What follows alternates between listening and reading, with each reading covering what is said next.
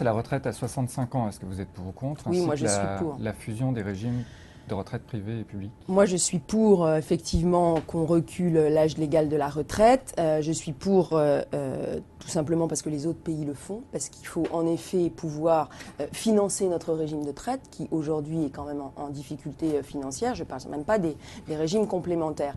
Et oui, bien sûr, pour une convergence des systèmes de retraite privés et publics. Vous savez, c'est une injustice qui est vécue Convergence, ça sur veut le dire terrain. alignement du public sur le privé Alors, ou... c'est une convergence, donc il faut trouver les meilleurs calculs pour pas léser, mais qu'il y ait quand même ce sentiment de justice. Ça, c'est quelque chose qui nous est beaucoup demandé.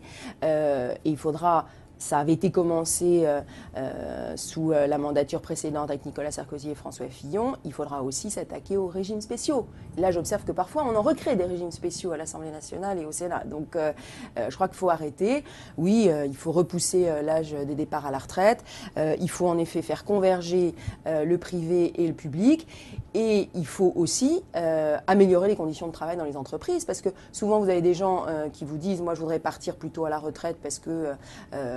ce que j'ai eu comme travail est peut-être plus pénible, entre guillemets, mais j'aime pas ce mot-là parce qu'on stigmatise certains métiers que d'autres. Donc, en effet, il faut améliorer les conditions de travail et donner aussi, je dirais, une vraie qualité de vie au travail. Moi, je pense qu'il faut travailler sur la qualité de vie au travail pour que les gens s'épanouissent au travail. Il y a aussi le salaire, question du salaire. Est-ce qu'il faut remettre en cause le SMIC tel qu'il est pour fixer un salaire minimum par branche après une négociation collective?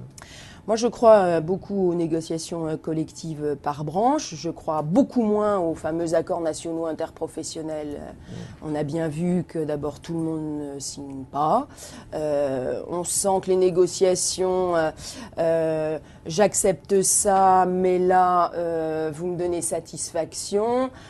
Moi, j'y crois de moins en moins pour être désormais au cœur de ces sujets-là.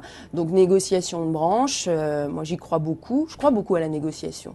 Et au niveau national, on voit que c'est compliqué. Même sur les salaires. Oui, même sur les salaires et même dans l'entreprise. Là, les sénateurs, dans le cadre de la loi Macron, ont essayé de remettre au goût du jour, vous savez, ce qu'on appelle les accords d'entreprise offensifs. Je vous disais tout à l'heure, quand une entreprise va pas bien, moi j'ai commencé ma vie professionnelle dans une entreprise de 9 salariés. À un moment donné, c'était compliqué. On nous a demandé de réduire nos salaires parce qu'en effet, ça passait pas. On a accepté.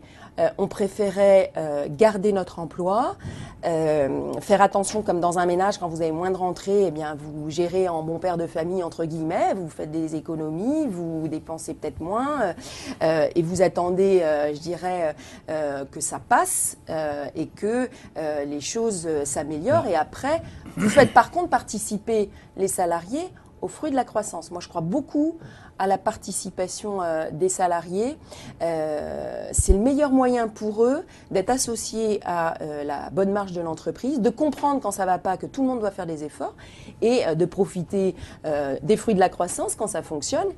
Donc intéressement, participation, je trouve Isabelle que Le Callennec, sur un autre point, parce qu'on en a beaucoup, donc oui, il faut qu'on... Je vous en prie, pardon. Est-ce que vous maintenez l'idée de ce qu'on a appelé la TVA sociale, c'est le basculement de plusieurs milliards d'euros de charges sur le travail en TVA, en 2 points de TVA, c'est-à-dire une TVA à 22 et puis un salaire, un travail moins coûteux. On est déjà à 20%. Bien sûr, bien sûr. Et moi, je regrette que le gouvernement et François Hollande, quand ils sont arrivés aux affaires dès mai 2012, il y a quand même eu des péchés originels. La fin des heures supplémentaires défiscalisées, c'est un péché originel.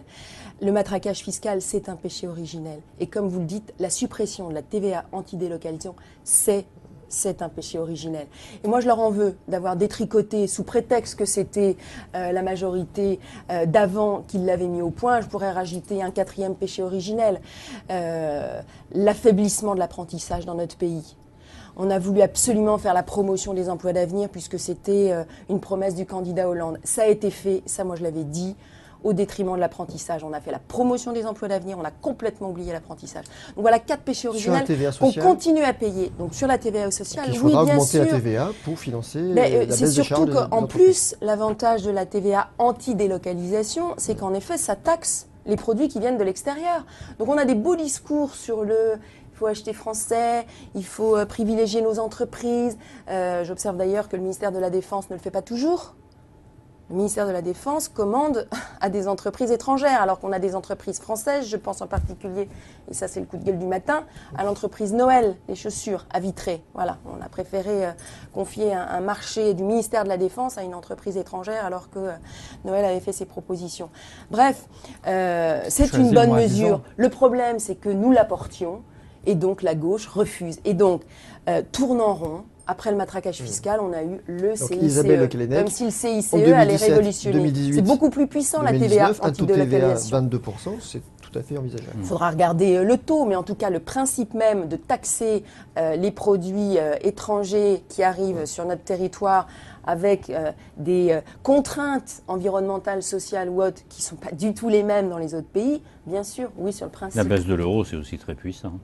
La baisse de l'euro pour le moment, le taux de change avec le dollar, la baisse du prix des carburants, tout ça, comme vous le dites, des taux d'intérêt très bas, c'est plutôt en effet de nature à relever l'économie. Moi, j'observe qu'il y a que dans notre pays que ça n'est pas suffisamment puissant. Et pourquoi ? Parce qu'on ne fait pas les réformes courageuses qu'on devrait faire, les réformes de structure. Ça nous est dit tous les jours.